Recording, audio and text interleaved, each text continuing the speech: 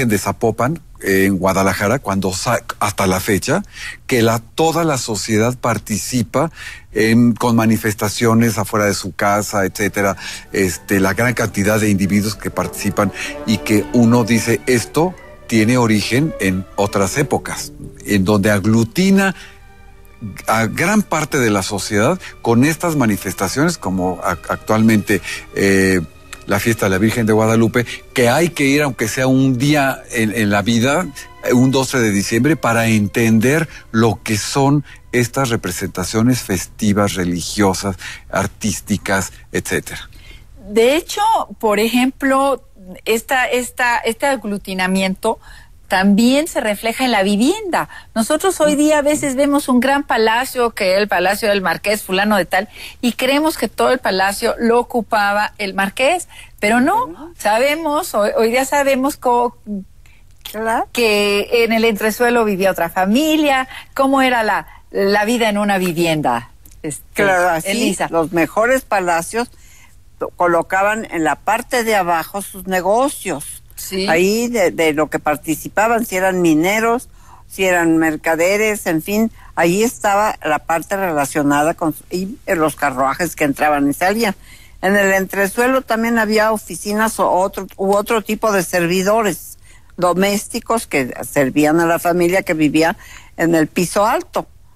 Y lástima que no todos nuestros palacios se hayan conservado, porque eso, independientemente del origen de esos palacios, digo, de su forma de llegar acá como arquitectura señorial, formaban parte de lo que era la Ciudad de México y le daban un carácter hermoso, arquitectónicamente precioso, que se ha ido perdiendo.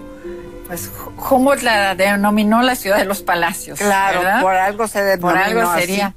Pero muchas casas, estas casonas enormes, eran propiedad de los conventos y los alquilaban, y alquilaban hasta el último rincón. Manuel, ¿cómo era? Sí, en las accesorias vivían sí, familias sí, enteras, ¿no? Y sobre todo, bueno, el caso de las monjas, que es el que conozco un poco más, se mantenían o invertían lo que eran las dotes en propiedades urbanas para llevar a cabo la manutención propia del convento. Entonces ahí había una cantidad de viviendas, pero un poco lo que tú decías, dentro de una casa o de un convento, el mundo de fuera también se refleja, porque está la capilla o el templo, según fuera, si es una casa grande, la capilla, las familias que viven en estas grandes casas, que yo me acuerdo, Antonio, que tú nos decías que los hijos que no eran del matrimonio, la familia los invitaba a vivir y a convivir con la familia establecida. Entonces era una convivencia enorme donde se reunía no solamente la familia nuclear, sino pues los hijos que tenía el hombre, más comúnmente la mujer, ¿no?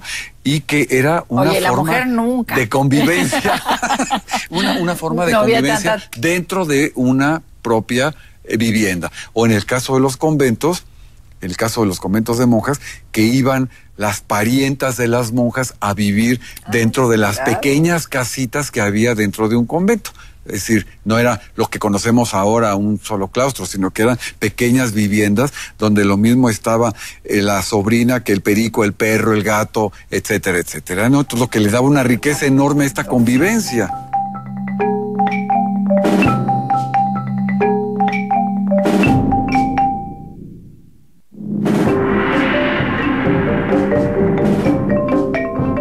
Los hijos que no eran del matrimonio, la familia los invitaba a vivir y a convivir con la familia establecida.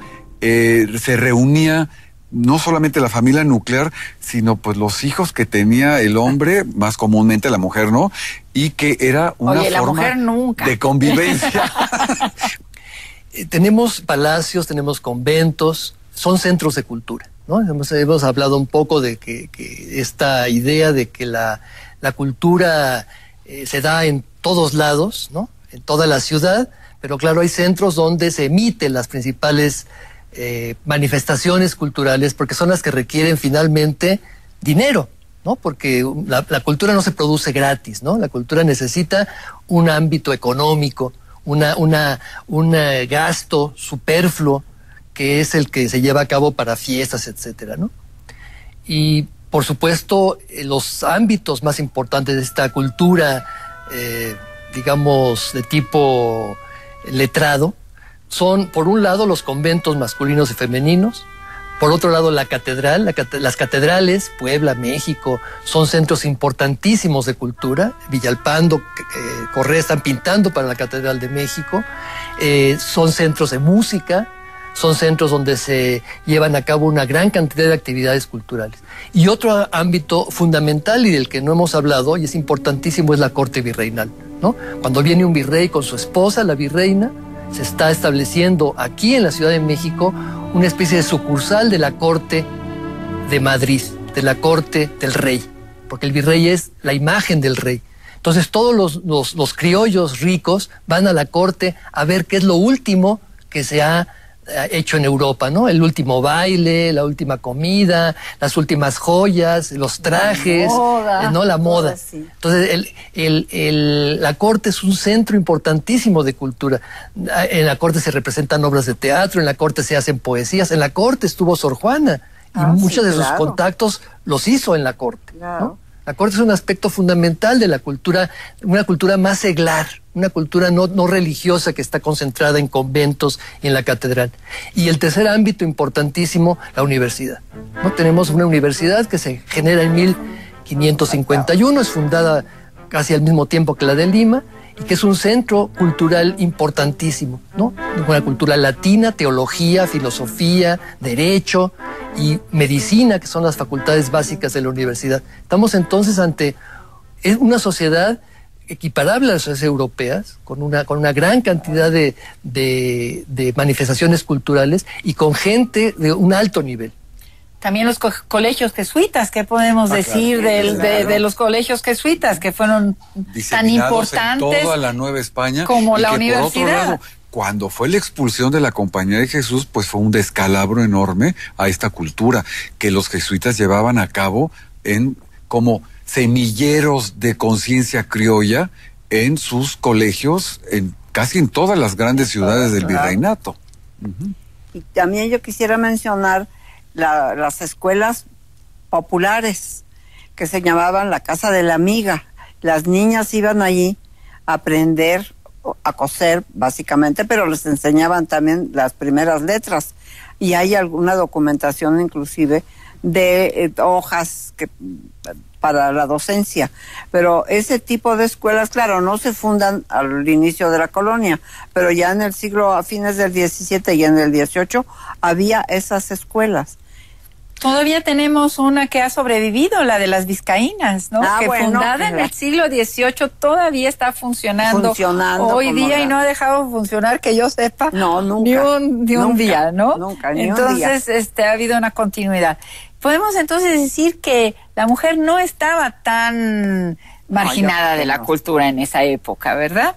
El caso de la mujer, yo creo que las más productivas, intelectualmente hablando, fueron las que optaban por la vida religiosa. Porque la que se quedaba en casa, pues había que atender al marido, a los hijos, todo lo que es el trabajo de una casa. Estas mujeres que a veces equivocadamente se dice que iban porque eran frustradas y feas, etcétera, etcétera, yo creo que, independientemente si respondía a una verdadera vocación o no, ellas se realizaban profundamente como escritoras, cantoras, administradoras, etcétera, etcétera, etcétera, ¿no? Entonces, sí, yo creo que sí la mujer, sí, pues obviamente tenía como un lugar dentro de la sociedad, pero de que